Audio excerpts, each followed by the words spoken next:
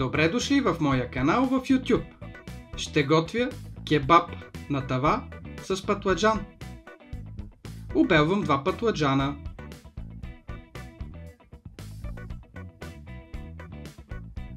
Патладжана нарязвам на малки купчета.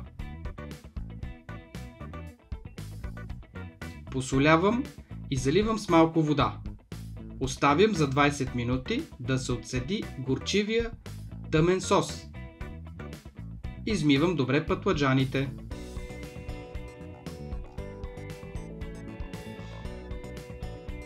Нарязвам крехко свинско месо от бут, около половин килограм.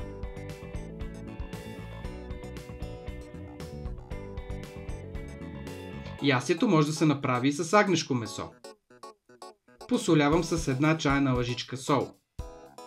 Подправям с половин чайна лъжичка кимьон. Слагам пресен риган и магдanoz. Месото се поставя в намазана с олио тава. Поръсвам с 1 чайна лъжичка червен пипер.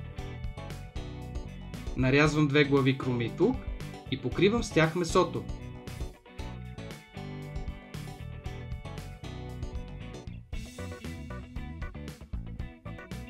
Нарязвам 2 зелени пресни чушки. С тях покривам лука в тавата. Поръсвам с малко сол, 1-2 щипки, така изпъква по-добре вкуса. И върху чушките трябва да сложа измития патладжан. Поливам с 2 лъжици олио. Нарязвам и 2 домата.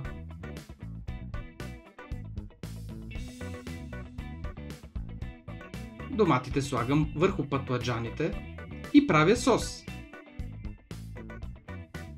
2 лъжици доматено пюре, 2 лъжици олио и 1 лъжичка червен пипер. Разбърквам добре и поливам зеленчуците. И за да се задуши кебапа, го покривам с добре намокрена хартия за печене. Загрявам фурната до 200 градуса и пека за 90 минути. Кебапа е готов и го поднасяме горещ. Добър апетит и до нови срещи в моя канал. Благодаря за вниманието!